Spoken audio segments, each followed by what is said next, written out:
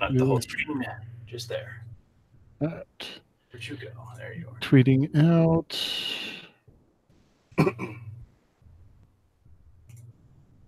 Retweet there. Retweet there. Yeah, bzz, bzz. Okay, so we got that. The chat room, if you can see and hear us, let us know. If you can't see or hear us, let us know as well. Yeah, exactly. Somehow, some way. All right, and I will go drop this in Discord. Hey, Sammy can see and hear us. Yay! I'm surprised she's still here, laughing about the drop-in that Max created for us.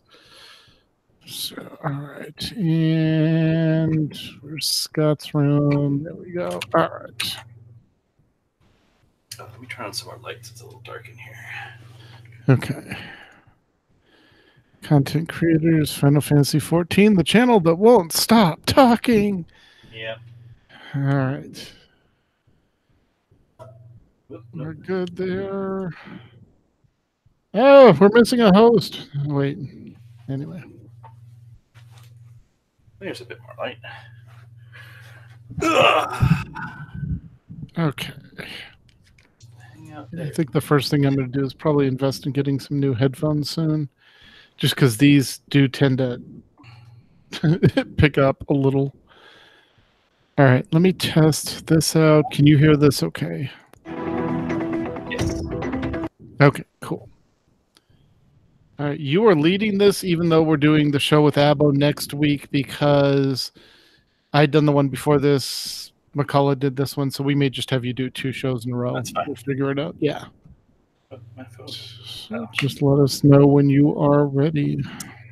Probably as ready as this is going to get. Okay. Well, we have Star Wars representation, although we could count Dent as STO representation, so. Yeah. All right, there's the notes. Can't think of anything. I'm looking at the glance at the notes. Oh yeah, there's plenty in FFH, or FF14, so I don't need that. Yeah, Abbo exploded over there, so feel free to and you can trim or comment as needed. You can go heavy on Anthem if you want. I haven't had a chance to touch that much lately. Yeah, I know. I need somebody else to play with. Well, maybe after 8, I don't know. Yeah. Because unfortunately, Ben's playing on the PS4 because his computer can't keep up with it. But well, it's the end of the quarter. Well, sorry, the end of our.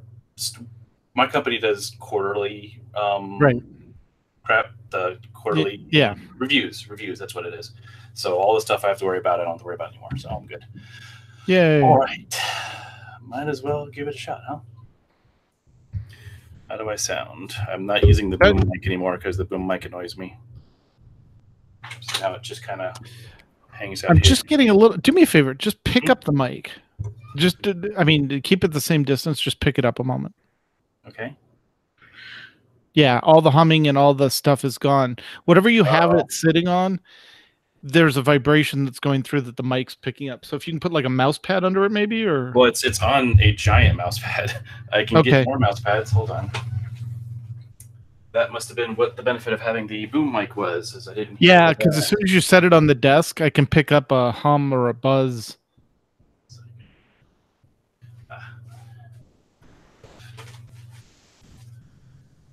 Step back. I have years and years worth of WoW mouse pad. Mats, so there you go. Moment. Oh, there. Whatever you put it on now, it's good. What'd you put it on? It's resting on some cables. Yeah, just getting it off the desk was good enough. Well, it's still on the desk. It's just on cables instead of that. Yeah. Here, how's that? You're good. And say hi to Xander. Yeah, I need to. Apparently, he's not well enough if I don't say hi. All right. He needs his data. Yes.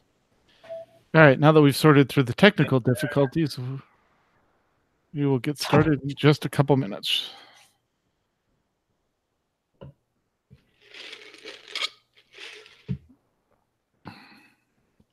Yeah, I need to get back into STO. I'm still leveling up my first captain. If you leveling up, I don't know. Den, what is it in STO? Do you actually level up, or is it you just gain access to different tiers of talent trees and stuff?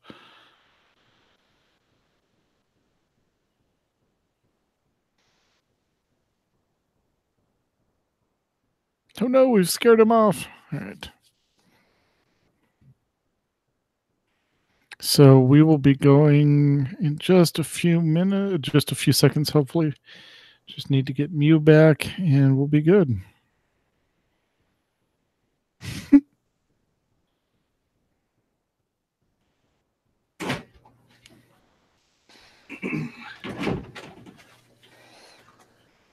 All right. He's good now. He just woke up from his nap and needed to see me. Okay. All right. I understand that. So whenever you are ready, we're good. You hear the buzz anymore? No. Now you're fine. It's on several layers of old. Yeah, whatever you did, it must have dampened it out, so it's good now.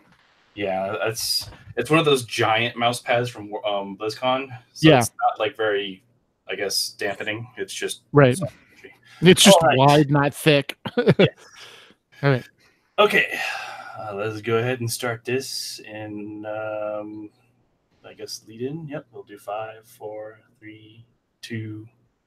On this episode of the AIE Podcast, we're dividing. No, we're heading into the Division 2. Well, if we're not dividing, then we're multiplying WoW guilds. And we're celebrating Star Wars. It's the Chicago way. And speaking of those celebrations, let's have a festival in ESO. And also, a new TFO has been released in Star Trek Online. All that and more coming up right now.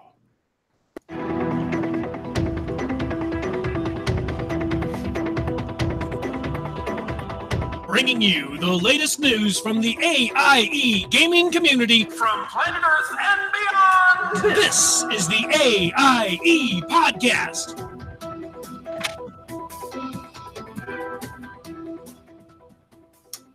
Welcome to episode 316 of the podcast celebrating you, the LA Acta Est gaming community. The Die Has Been podcast. This is Mew Cow. And to my virtual left, over there somewhere, is Tetsemi. Greetings, gamers. Oh, wait, I stole your catch line. Darn it. I have a spreadsheet somewhere with opening lines. Maybe that'll help. It's funny you say that because now I have a spreadsheet, but it's more for other things. So. Oh, okay. We've just swapped virtual places. Got it. Yeah, I'm searching for a new car, so Gotta do yeah. But yeah, and there's an empty chair that's not being taken up by Makala right now. She has traveled back to ye olde times in real life. Sounds like fun. But other than that, this week we are talking with ourselves as we catch up on what we've been up to in gaming and in real life. But we'll dig more into that shortly, since that's probably going to be the bulk of what we're talking about. Instead, let's focus on this week's news. AIE News. Now, in streaming in guild podcast news, we have SWTOR Escape Podcast 284 dev behind the curtain. We have SEMA, Max the Gray, and Astromech EBC 284 stop by the PTS, that's the public testing server, to check out the new preview window and talk about the behind the curtain developer blog post. Sounds meaty. Before that, we had the Escape Podcast 283, which was talking about the Dreadmasters from Section X2 Oricon, where SEMA, Max, and Astromech EBC 283 ride the Dreadmaster lore train from Section 8X to Oricon. Now, which one's that one? Yes, Working Class Nerds. They had episode 40. Is John Redden really the Night King? Marcus and Nick are joined by Dr. John Redden, professor in physiology and neurobiology department of University of Connecticut, to talk old school MMOs, their upcoming journey to PAX East, and what they're looking forward to in the final season of Game of Thrones. Isn't everyone? Yeah. Before that, episode 39 was Captain Marvel and the Avengers Endgame trailer number 2.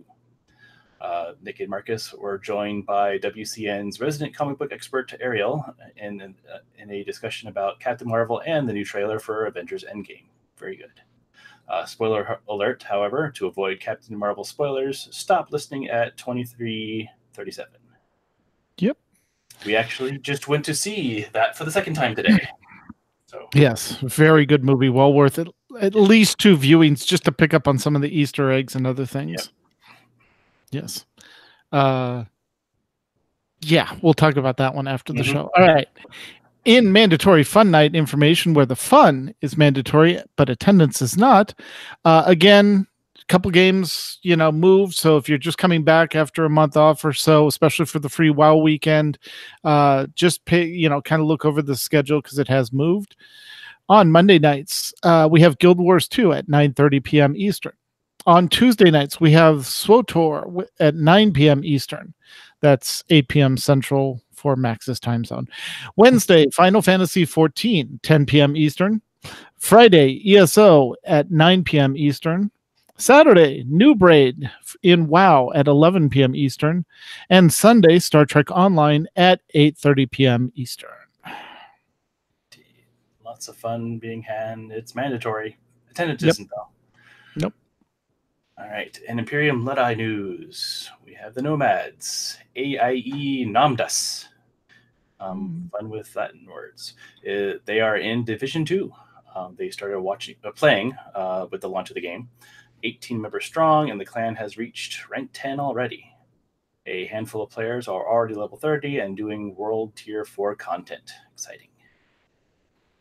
All right. And in WoW news, this just in, many accents were mangled to bring you this news. AIE News Bulletin. Have you heard the news? Apparently, after more than 10 years, Molten Core is frozen over. That's right. Aleiact Est now has an Alliance co-guild. Right here on Earthen Ring, we now have a home for our Alliance alts. So go ahead, grab your old human and night elf characters, or roll up one of them new allied races and get your butts into that Alliance guild. It's as easy as ever to get an invite. Just drop your character app in the system and jump in the Alliance side Blizzard community or the LFO channel in Discord, and an officer will hook you right up. It's true. I've heard the voice of Azeroth, and she cries out in glee that we finally brought balance to the factions. For the Horde and the Alliance.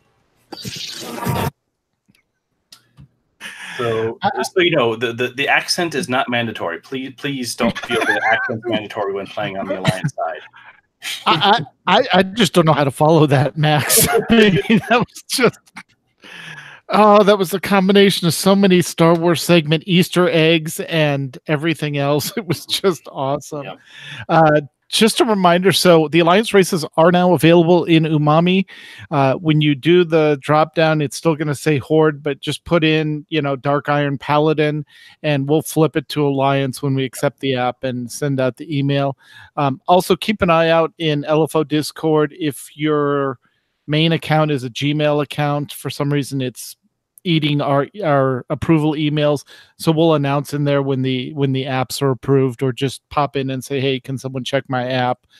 And don't worry about the character limit. It's still still limited to 100. We don't mind what you put in there, so you're all good. And there's a guild post if you want more information. AIE rules are the same for both sides. World PvP, war mode on. You're going to run into AIE people playing on Earth and Ring on either side. So have fun. Yep. And there was also a WoW Q&A this Thursday. There was a pretty big discussion of a level squish or something to do to not make the 1-to-120 journey so daunting, especially to new players or players, going through it on their, 13th alt and trying to level it up to get the allied race armor and that sort of thing. There's nothing, probably nothing coming this expansion, but they're talking about it for the next expansion, how they're going to figure out how to still make the content relevant, but make the journey through the content, quicker and the overall picture less daunting. Also, if you're a fan of transmog and you want to look like Tepartos with the the paladin, the paladin without the shirt on and the holy paladin look or the retribution paladin look, good news, they got you covered. You will soon be able to hide every single armor slot except your pants. Pants are mandatory, apparently. And hopefully this will open up a little bit of a market for tailors, because if you hide all the armor slots, you can still see the shirt or the tabard. And, we'll have to see what kind of fun combinations, especially for like monks. I can see a lot of shirtless monks with, just like some cloth looking pants or leather looking pants on. So that'll be fun. And they also covered the discussion of the removal of portals. They did give us good news. We are getting a Caverns of Time portal, not to the entrance, but down into the hub. So there will be a portal added on both sides to get you down into there. So if you want to go do your transmog runs, for the armor you do want to show off, it's available. That's the big one everyone's been complaining about missing. So there you go. Yeah. Alrighty. In SWTOR news, game update 5.10.2. Have to be careful about those numbers. Heralds of Victory is on the public test server right now and includes the new dynamic preview window and the new guild heraldries feature. Also, BioWare has bitten the development bullet and is reworking how interactable objects are created for the game. This effort will make world building, quest building, and probably just about everything easier to do and maintain in the future. We are looking forward to news in April during Star Wars Celebration. And that's a big deal. Like making a big development change like that's huge. That's a big undertaking. So that's practically SWTOR 2.0. That's like WoW Cataclysm. Yeah. I mean, because if you think about it, what they're talking about is the little interactable object. When you go up and you click a button for an elevator, or you go click on a quest object that you have to activate or collect something from it, or uncover something in like the current content on Osis, you had to click on a dirt pile, which exposed a relic, and then you had to click on the relic. The problem was none of those objects are linked. Each one is hand built and hand placed.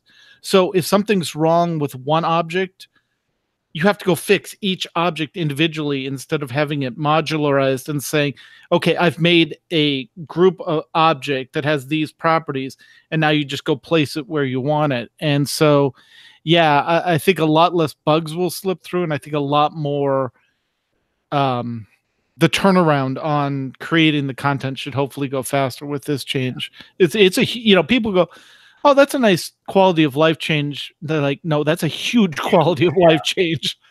It's going to make your developers a lot happier. It's going to make them have things coming out a little faster, hopefully. And like you said, less bugs. So it's definitely going to be useful. Yep. And more of the real life type news, SWTOR Guild news, we have PAX East meetup in Boston on March 29th. If you think you make it, hop into Discord to find other people that are going and to get more information. A little bit after that, Star Wars Celebration, April 11th to the 15th in Chicago. There will be an AIE meetup coming, as well as the SWTOR Cantina, which will be April 13th at 7 p.m. Central Time, Marriott Marquis, Chicago, in the Grand Ballroom. And that's where they'll have the SWTOR specific stuff, because it's Star Wars Celebration. It's all of Star Wars. But They're going to have a nice little spot just to talk about SWTOR stuff. So and hopefully everyone's on pins and needles that it will be 6.0, the next expansion, whatever form that will take. Because if it's not, they're right there. They're just gonna get killed. So and they're honestly over. I mean, they're in 5.10. I mean, you don't normally go to 10. You usually go to 6 at that point. So, exactly. So yeah, they're definitely overdue. Yep. March Mega event was awesome, apparently, and possibly even epic night of Guild PvP. April Mega details are coming, so look forward to that. Sorry, that's a Final Fantasy 14 thing. I've been watching the Final Fantasy event, so that's just rolling around in my head. Mandatory Fun Night continues on Tuesday nights at 8 p.m. Eastern, alternating weekly between the Imperial side and the Republic side. There is no gear requirement, literally. For some activities, you may have to be level 50, though. No pants. Yep, exactly. And as Seema says, she's not impressed in WoW that they'll be able to pretend we're not wearing armor. In Star Wars, we do it all the time. All right. In ESO news, the Jesters Festival started on March 21st and will run until Tuesday, April 2nd at 10 p.m. Eastern Standard. And during the event, you get to use an item that will give you a 100% XP boost. So if you're leveling a new character, if you're leveling current character, get in there and get that item. There's a Jester located outside Ebonheart, the Volk Hell Guard, and Daggerfall. You can do one quest for them each day that will give a reward box. The first one you do each day has a chance for some unique style pages and mementos plus 2 event tickets. Sadly, once again, you can only earn the event ticket on 1 character per account per day. Some of the achievements related to this event involves throwing 10 pies at people. Thank you, Loki, for standing still and letting all of us AD folks toss pies at you for the first part of our MFN so we could get one of the achievements without the need to pelt strangers. That's all half the fun. Alrighty, as I mentioned earlier, Final Fantasy XIV Japanese Fan Fest has wrapped up. With Shadowbringer's release, you'll be able to adventure in the lands of Eorzea and beyond with 2 new races and 2 new classes.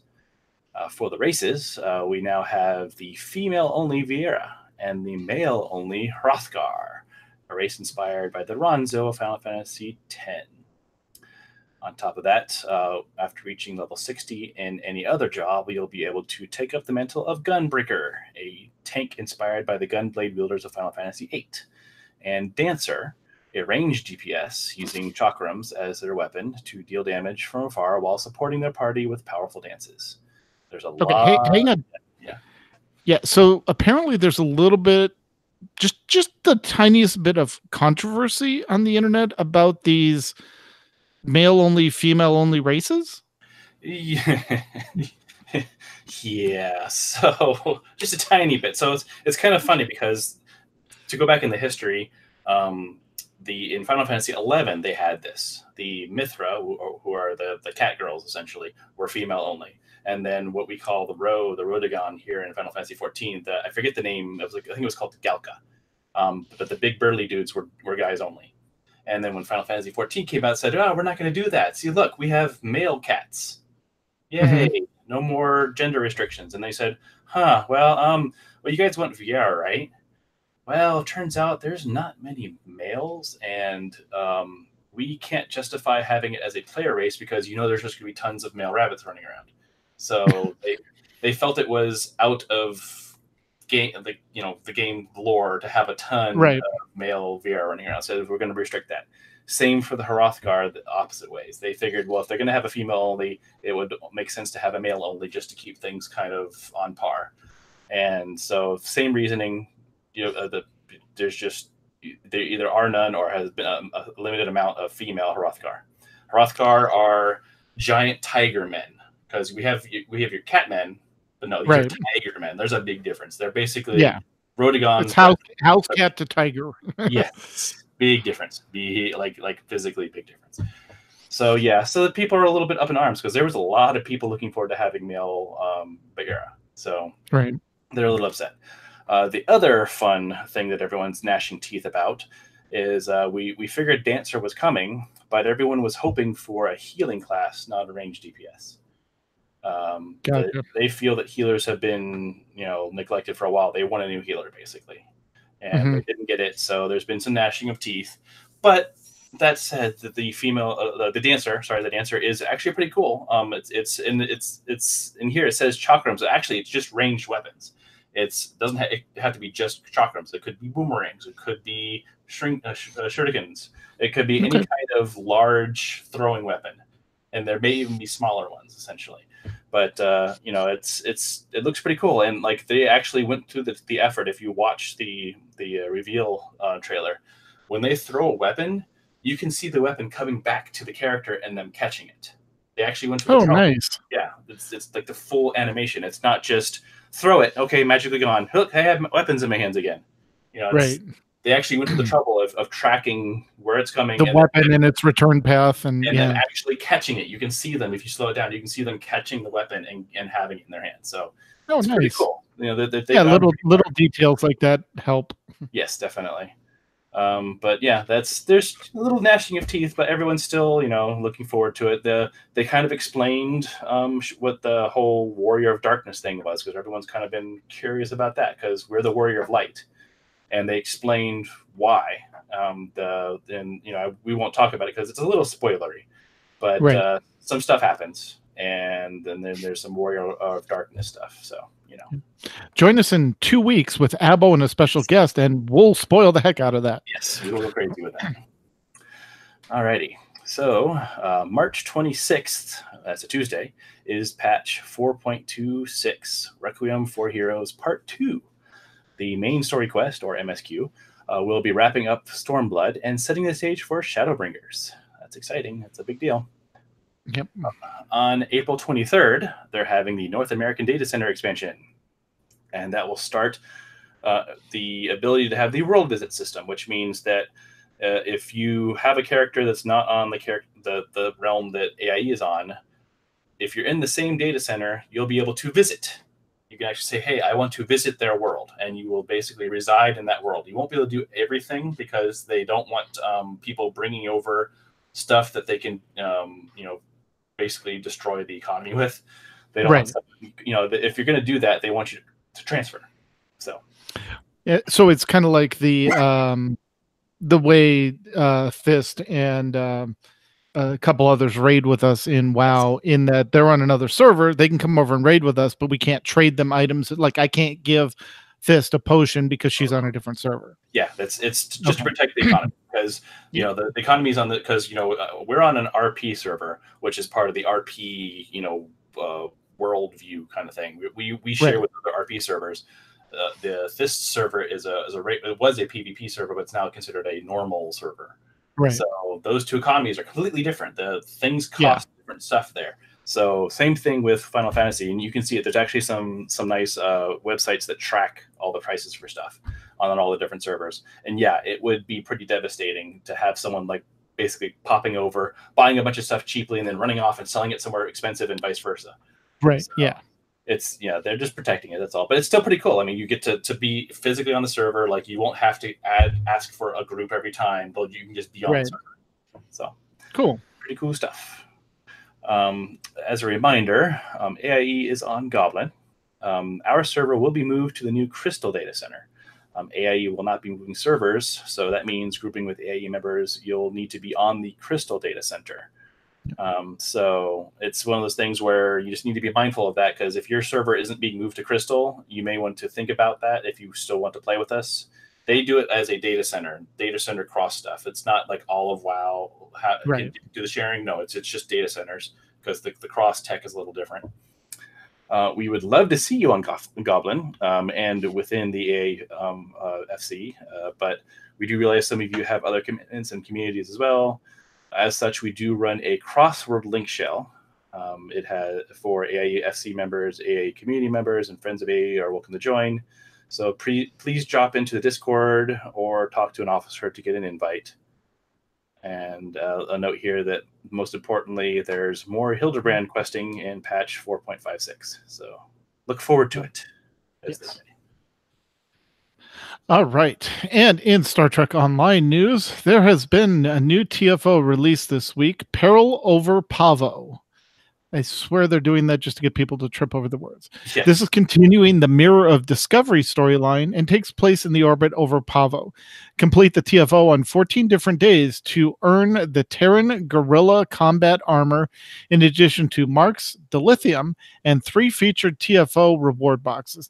The event lasts for a little under 3 weeks. Sounds fun. Yep.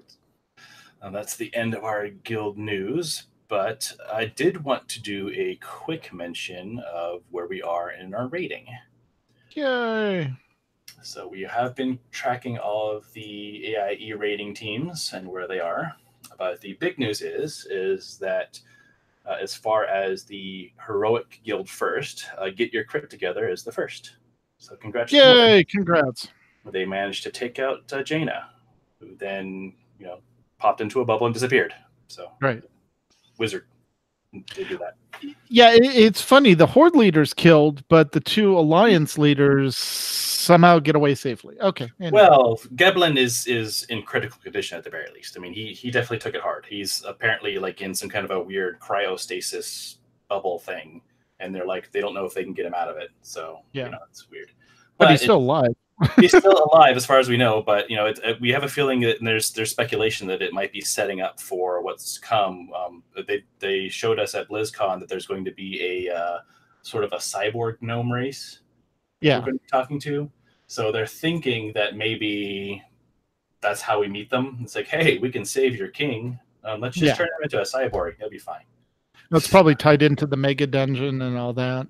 Yep. So we'll see. But other than that, we do have quite a lot of progress in our rating teams. But wanted to say definitely congrats again to Get Your Crit Together. They are the first to Heroic first completion. They also have the first boss on Mythic taken out. So that's a lot of good work on them. Yes. And I think the Mythic kill was actually an accident because I think Civ set it to Mythic accidentally one time, and they're just like, well, while we're in here, we may as well try it, and got it down. Yeah. Yep. If it's going to happen, that's the one fight that would happen. It's, especially if you have 3 tanks, it's not that hard. Yeah, that fight honestly needs a good nerf because it's once you get past that, the next 3 fights are just like boom, boom, boom, you're done. And then you hit the wall again, but that fight just is weird. Anyway. Yeah. Other than that, Peppercheck Fan Club is at 9 of 9 in normal and is at 4 of 9 in heroic. So good job with them. Better Late Than Never is at 6 of 9 in heroic and has also gotten the first boss down on mythic. So good work there. Behind the Curve has made it to 8 of 9 normal, having taken out the blockade. That's honestly the hardest one. Yeah. Yeah. Once you get that done, the Jaina is just a matter of getting the dance down. Also at that same point of 8 of 9 normal is Dojo of Awesome.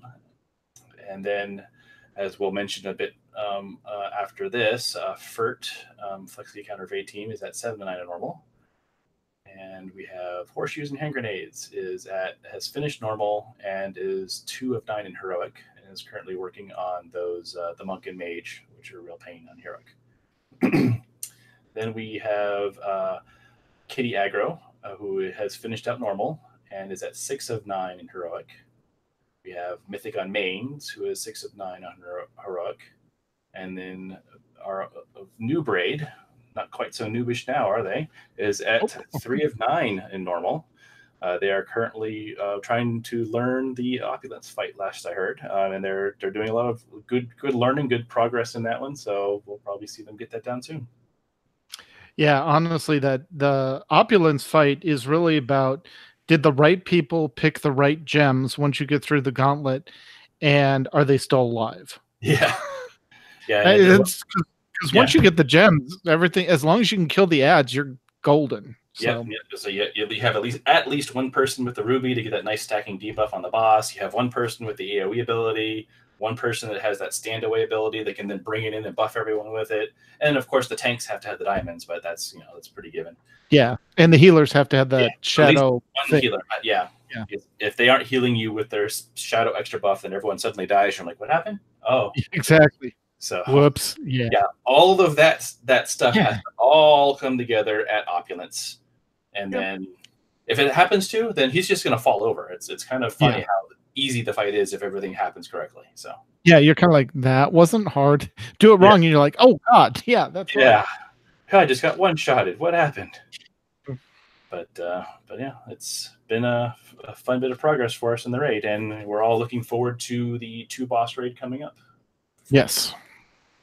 Yep, exactly. All right. We're done. So Mew, yeah. Yep. What have you been up to lately?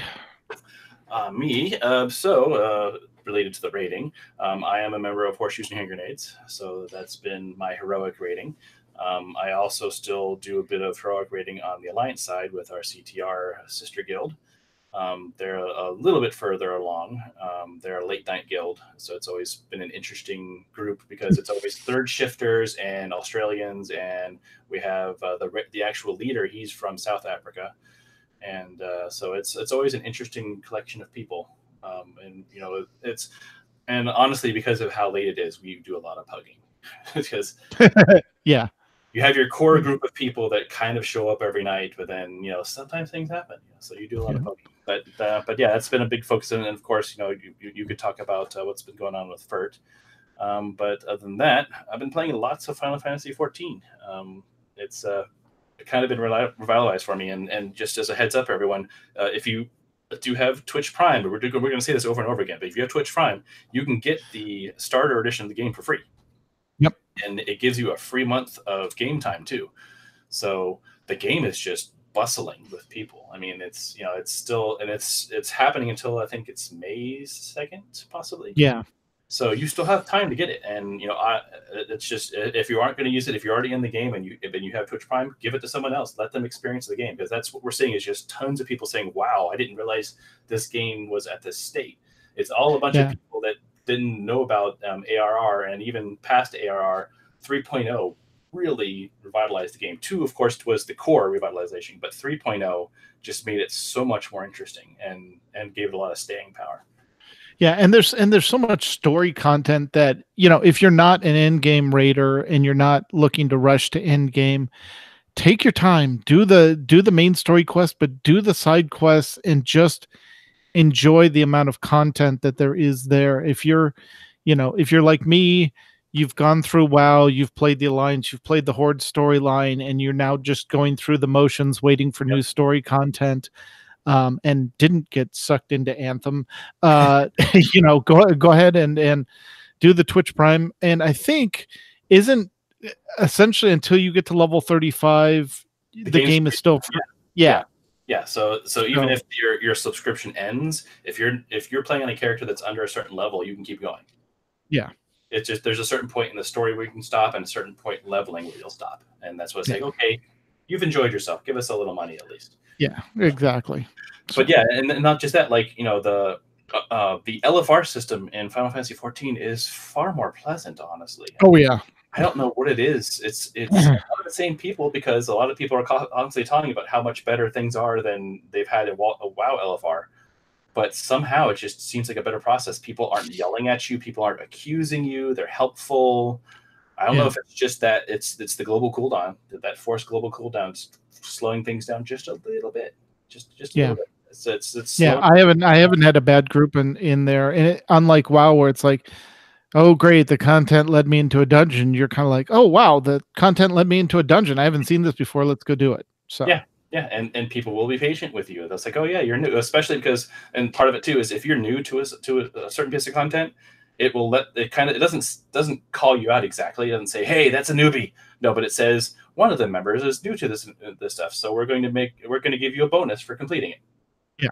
So it's like incentivizing. It's like, yeah, hey, we got a newbie. We need to help them through it because we're going to get a neat little bit thing at the end. So, but yeah, it's just such a much more pleasant and experience, and there's so much story. Like, I'm apparently, after watching that's another thing I did, is I watched the Japanese Fan Fest over the weekend.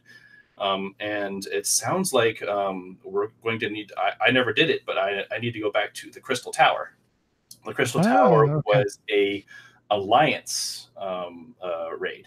So Alliances in Final Fantasy 14 are 3 raid groups of 8 people.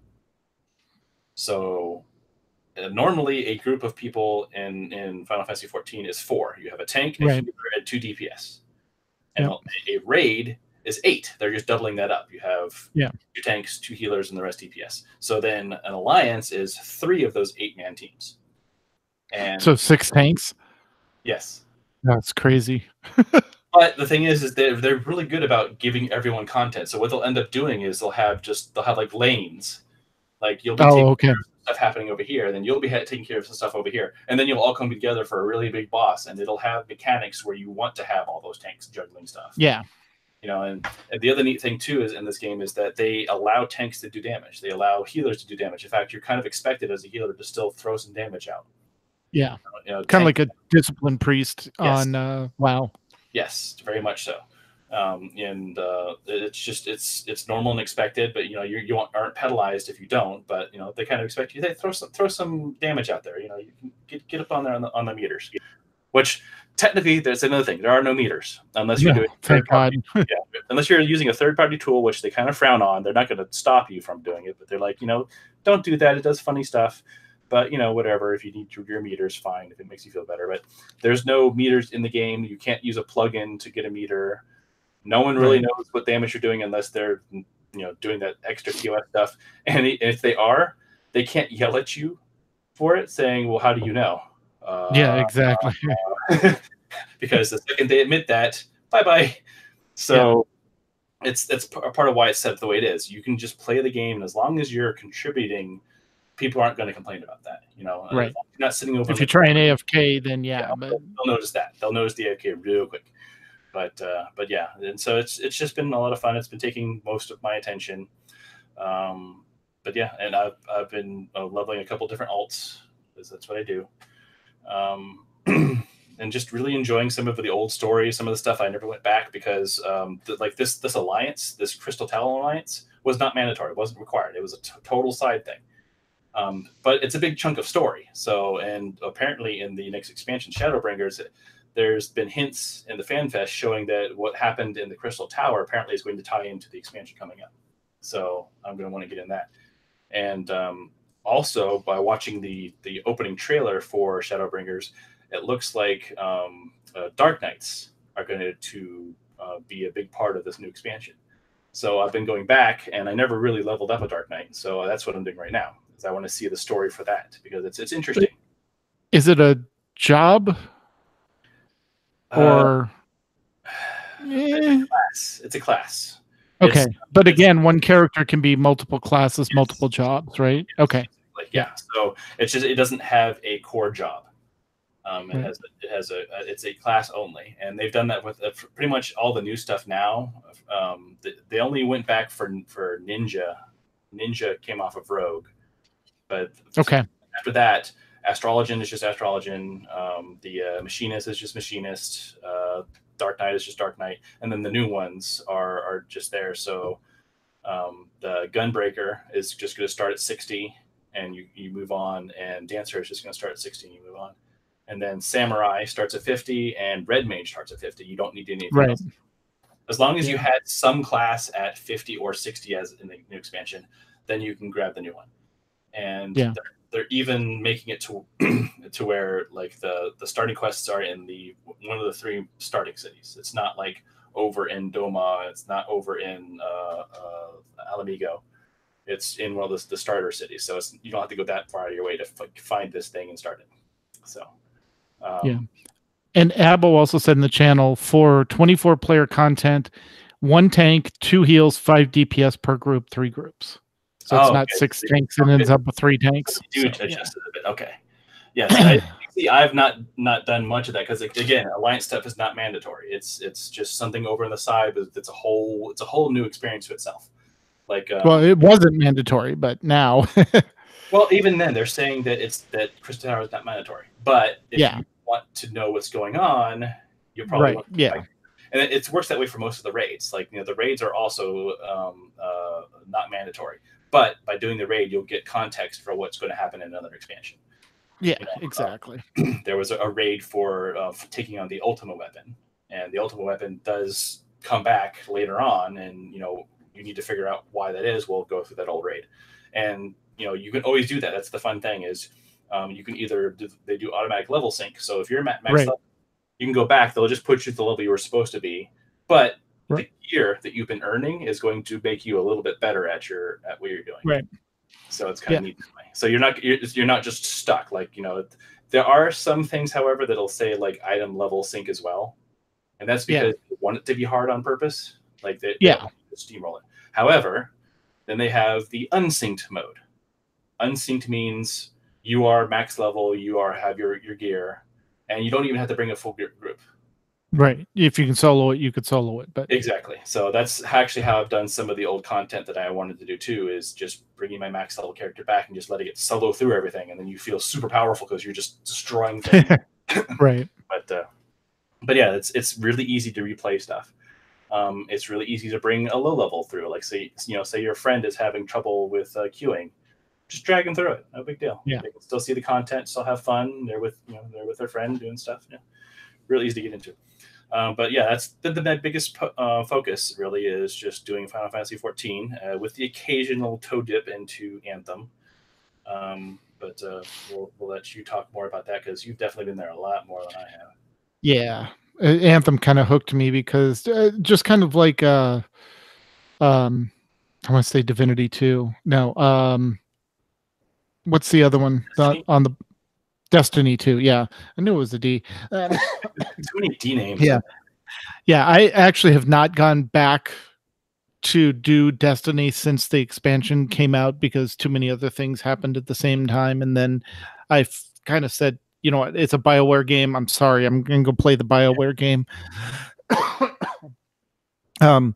But Anthem, I did get to level 30. I finished the content at like level 25 or level 26. I managed to get through all the main story quests, the monitor, and all the side quests and everything like that. And then I started working on the missions to finish up the reputations, because there's 3 levels of reputation, and each time you hit a level of reputation, you unlock stuff, blueprints, as well as stuff in the fort as well. I've now gotten enough gear to where I felt comfortable poking my head into what's called GM1 or Grandmaster 1 stronghold and missions, and they're definitely harder. Things that you'd be like, oh, it's shooting me in the back, that's pleasant. Now it's like, oh, it's shooting me in the back and I'm almost dead, what happened? Yeah, so you really have to pay attention to the mobs on Grandmaster 1 and things like that. The nice thing is, even before they're doing the level adjustment with the patch coming next week, as far as loot coming out, they're adding more Grandmaster and Legendary loot drops to GM 1, 2, and 3. Mostly 2 and 3, but they are tweaking some on 1. I've got Masterwork gear now in all the slots except for my and I forget what it's called. It's the Z activation, whatever that is, the component that goes in there, that's your shield. Oh, and point or yeah. But yeah, I know what you're talking about. For the Colossus, it's where your shield goes. That's either your taunt or the, hey everyone, here's a shield. Now mobs are doing 33% less damage and are taking more damage from you.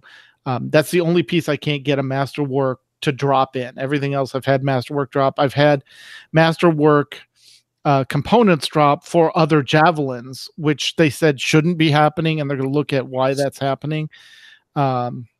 But it's kind of nice because now there's for the components, there's a universal component that any javelin can use, and then there's javelin specific, which enhances what that javelin's supposed to be doing, like storm damage or elemental damage, that sort of thing. So I've actually gotten 2 Masterwork components for 2 of my other javelins. I've mainly focused on my Colossus. And I just got the Freelancer reputation through level 3, which opened up a whole bunch of trophies in the fort, in the Freelancer area, as well as all the lore that's associated with them in your thing. So you can go through and look at it and say, well, this belonged to this javelin or this character, and read the lore about it. So it really adds a bit of story context to the story. I finished Arcanist that was the one I finished first, the Arcanist storyline. And that actually, when you finish that lets you complete the fountain in one of the main areas and get that fountain working again and finish off that side quest storyline. And then I've just got the Sentinel reputation done, and that opens up more Sentinel murals and things like that in the fort. So I want to see that. Yeah, but it's fun. I've run out of stories, so now it's just a grind to get the missions complete. And I'm working on it's called the Trial of Valor, and it's basically like go run 25 free play missions, go run 25 strongholds, go run run 25 missions, do free play 25 times and complete the story, not the stories, we'd call them world quests or incursions in WoW, but whatever it is, the missions that pop up in there. So that's a grind that I've got to start working on. I'm kind of saving that until after I do the reputation grind, and then we'll do that.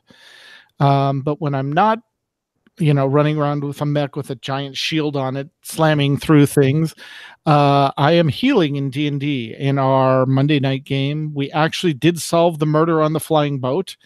It was something that no one suspected. It turns out it was a gnome. Yeah. Apparently there was a gnome that finally snapped after one too many people ran over him, didn't notice him was there, would cut him off, cut in front of him, take the food he wanted in the food line. And apparently the last person that tripped over him and ended up on the ground, he snapped, grabbed the ceremonial vine that was around her wrist, strangled her, and for some reason kept the vine and took off. And had he not had the vine on him, plus also as a gnome, he had a weird ear fungus that the Tabaxi, one of the Tabaxi passengers could smell, and smelled that around the corpse when it was found, tracked it down to, that's the same smell the gnome has.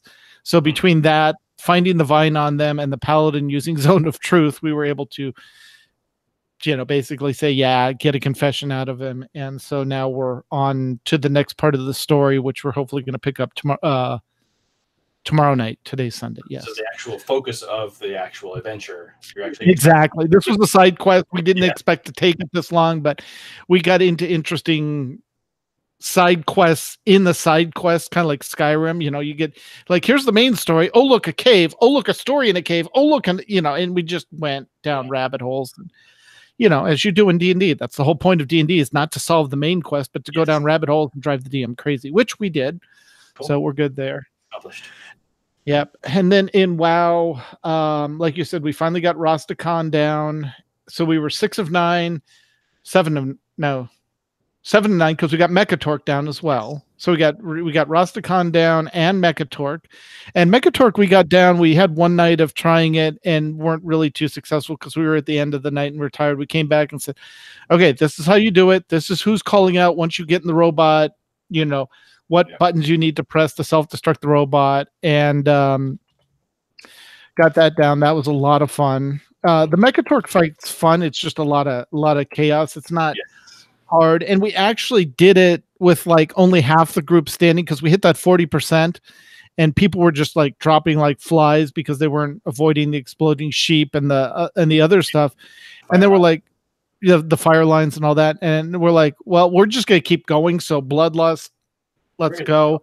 And we just ground him down because he wasn't killing us. It wasn't like he was killing us. It's a soft enrage. So he just starts hitting harder and harder. But thankfully, Nevermore and I are geared and our healers were on point, where it was just like, go ahead, hit us harder. We don't care. We've got cooldowns. I've like 6 cooldowns now, where it was like, okay, it's starting to hurt a little. Nevermore, take him. The debuff would drop off me. I'd take him back. Okay, he's hitting harder. Hit a cooldown. Okay, Nevermore, take him. Your cooldown's up. And we just swap back and forth and just wore him down finally. But then we hit Blockade and went, okay, this isn't appropriately named. encounter, and we do not have the DPS to get through this, because I think mechanically we were doing everything as best we could, but we just didn't have enough DPS to burn the elemental down once he was at the dock before he enraged. So yeah, you can set yourself up pretty well, but even if you do that, if you don't have the DPS, you're just going to get behind and just finally get overwhelmed. Yeah, exactly. And that's what would happen. We knew once we got two of the smaller elementals out on the dock, that was basically it, because they were going to get to him before we could kill them, which meant taking DPS off the boss, which meant he was going to get powered up, and then it was a wipe. So we reset, and we're going back in, hopefully get some more gear and get some more geared people on and plow through. We knocked out the first boss at the end of raid last week, so that we could just skip that and go right to the 3 easy bosses and get back to the progression bosses. So we did that. I almost have my necklace to level 44. Right now it's capped at 50. Wow. And like I said, I'm happy. I'm 5 levels behind not Shield Wall, the other co-host of the Starting Zone. My brain just locked up. But he's the one that does all the world quests every day, mythic level rating. They're running 10 plus mythics every day, doing that sort of thing. And he's Spencer Downey. Spencer Downey. And so he just hit 48. I just hit 43. And then we're progressing through that. So he's expecting to hit 49 this week. I think I should hit 44 tonight/tomorrow before reset. And then he's probably going to try and tick over 50 next week or the week after. But basically, all I've been doing besides raiding is coming in, doing the emissary quests, doing the incursions when they're convenient, and running the island expeditions like every other week when I'm close and just need to tick them over. And I'm only 5 levels behind him, so I'm really happy with my progress compared to somebody that's doing everything in their power to gear up that necklace. Yeah. So, and there's a certain curve to the necklace that, when you tick over from 48 to 49, you basically double the amount of Azurite you need, and it's bad. I mean, the fact that he's having to put all this effort in to stay ahead of the curve, essentially. And we still don't know what's happened with 50. According to his last podcast, which was Tuesday, there are 3 people in the world that have hit 50 already. And they have not said what happens to the Azurite once you hit 50. So we're still trying to figure that out. So that'll be interesting. We don't know if it just converts to gold, converts to experience, converts to something, or it's just wasted. Or it goes into when we uncap it, and let it go to 60, whatever, that it's been banked all this time. So again, we don't know.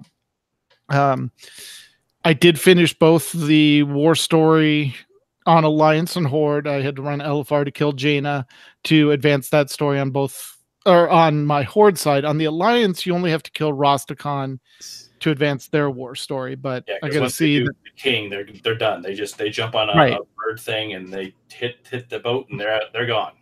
Exactly.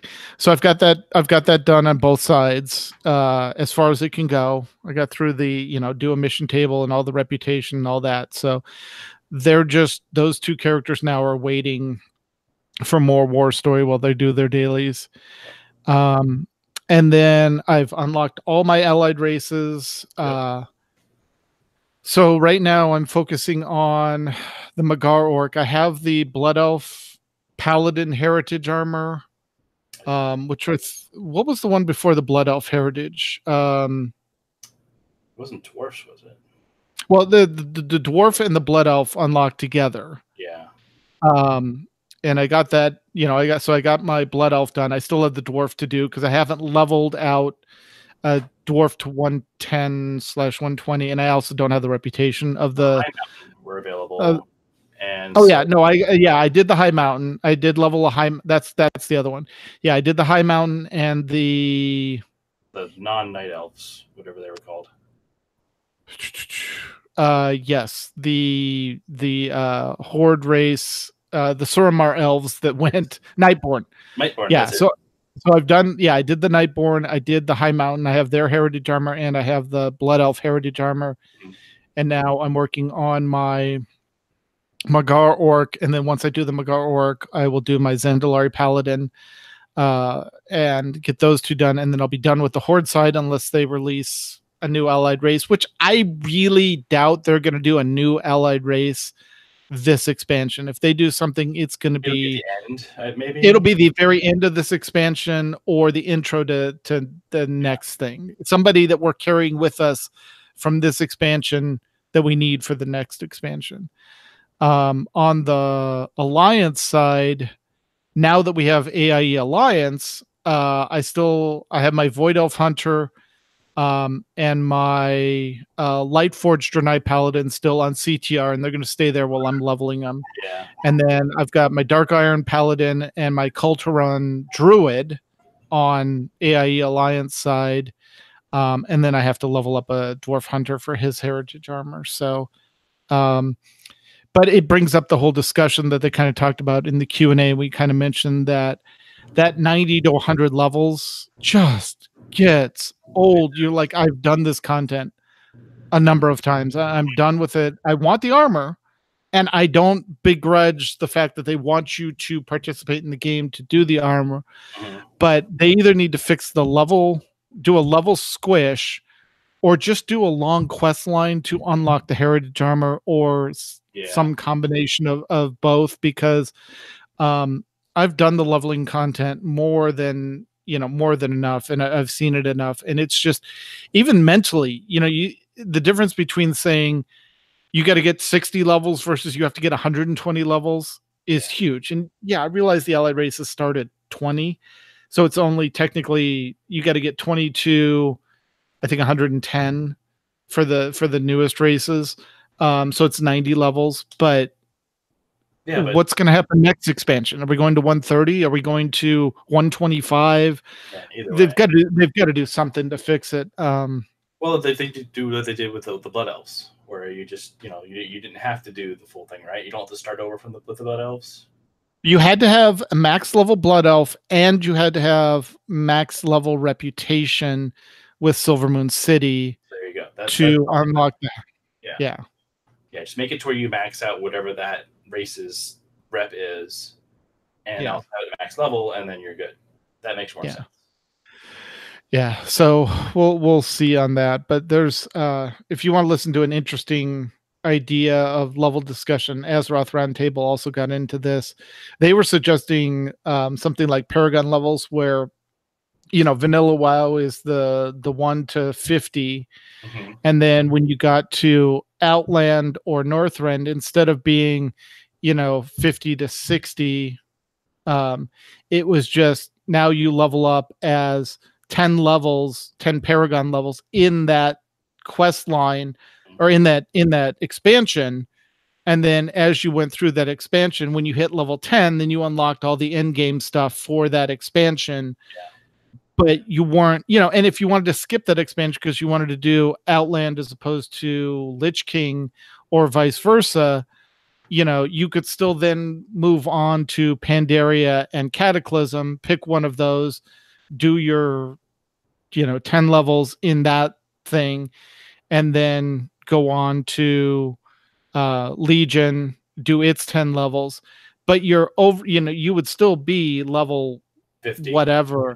You would still be level 50, and I like how ESO does it, honestly, because it's very similar. It's where in ESO you get to 50, but then there's an account wide whatever they call their Paragon levels.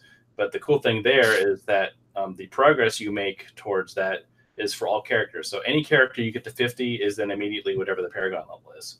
I like that. Right, kind of like Diablo 3 as well. Yeah, and they're non-seasonal characters. Yeah, that makes a lot of sense to me too. To where you can have your main, but if you want to bring up, say that your raid team needs this thing and you're good at it, well, you bring it up to max level, and then it takes advantage of the fact that you've already been doing all this progress on your main character for your Paragon level, or wherever we're going to call it. Yeah. That makes a lot of sense to me too. I think they probably should just steal that from ESO. Yeah, they need to do something of that, because if they just keep adding levels on, and I realize part of the discussion is, are we trying to keep current subscribers? Are we trying to still bring in new subscribers? Are we doing both? What's the goal of that? But I think even the current subscribers, like I have 15 level 110 plus characters, because of all the Legion storyline. And now I've got to bring 8 allied races up through that 20 to whatever, because I want the armor, because the armor looks cool. I wish there was an alternative for that. Not something you have to buy. I'm not talking about go log onto the store and buy, the heritage armor. Because, you can't buy the boost, because the boost, it gets you to 110, but then you won't get the armor when you hit max level, because you didn't level through it. And I get part of it, that business driving is they want people active in those lower levels, so that when new people come, there's people in those levels and everyone's not clumped up, at 120. So I get that. But, as a new person, if you tell them, hey, come play World of Warcraft, great. When can I play with you? Oh, well, I can either roll a new character or you get 120 levels and then they need to steal either what Final Fantasy 14 does or what ESO does, where ESO, the game considers everyone as level 50. Even if you're level 1, as far as the game's concerned, you're 50. You can go practically anywhere. There's a couple of exceptions where they want you to be like at least like level 10 or 15 before you do dungeons or before you go to the PvP area. But as far as the game's concerned, everyone in your group is level 50. Okay, cool. And then the other way is Final Fantasy 14 and Guild Wars, to where they'll either do the automatic level syncing if you need to do lower level content. Right. But the Final Fantasy 14 takes another step by giving you a reason to go to those places. Yeah.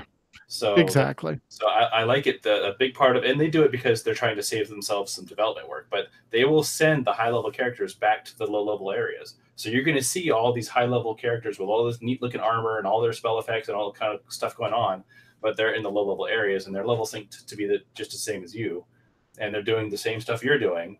They have a little bit more shiny to it, it's kind of cool how it works.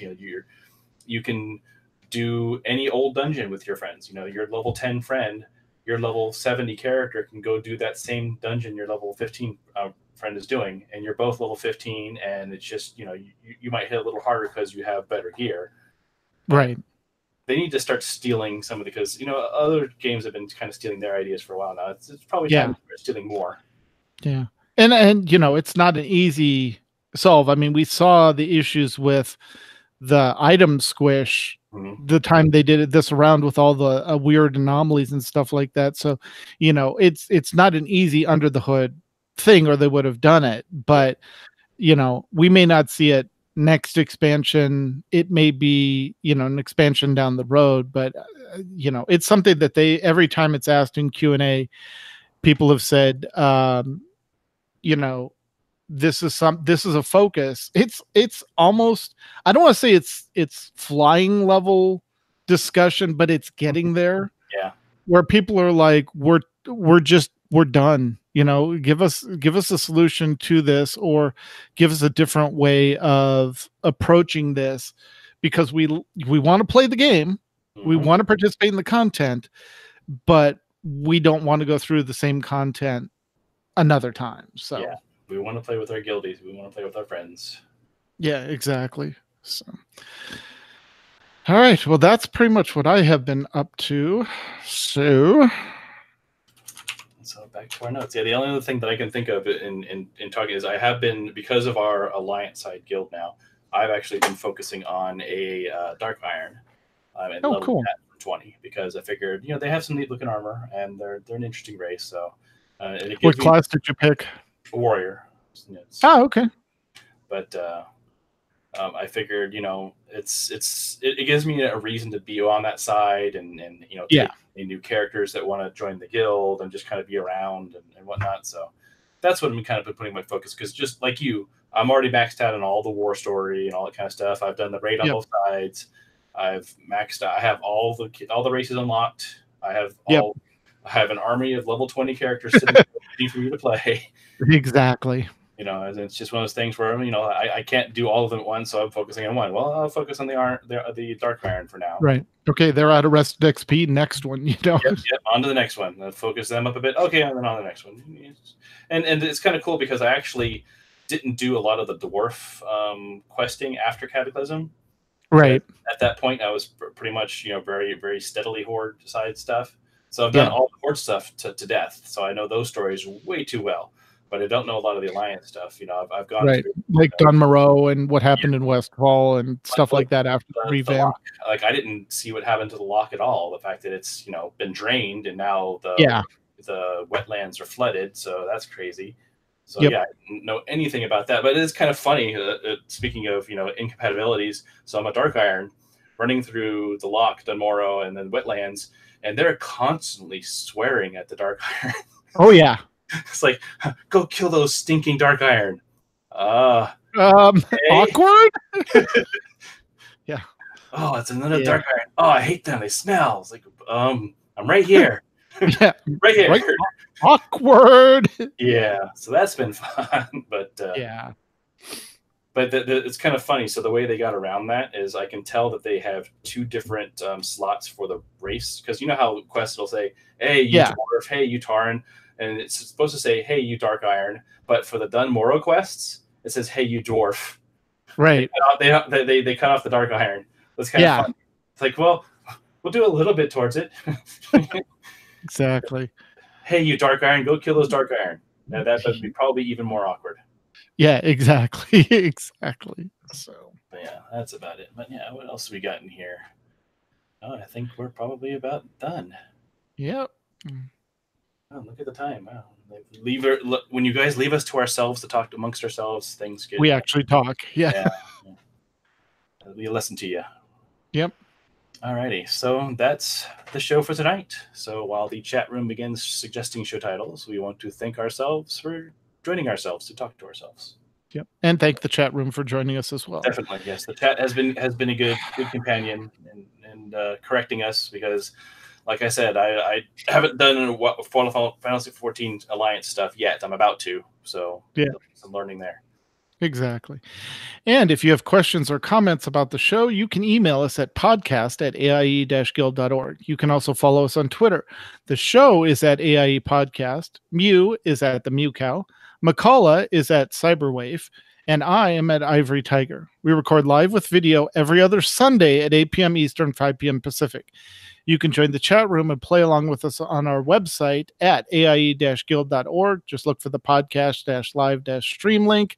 And our Discord server for chat is bit.ly/AIE Podcast Discord. Our theme was composed by the amazing Andrew Allen. Follow him at Keys with Soul or visit his website, keyswithsoul.com.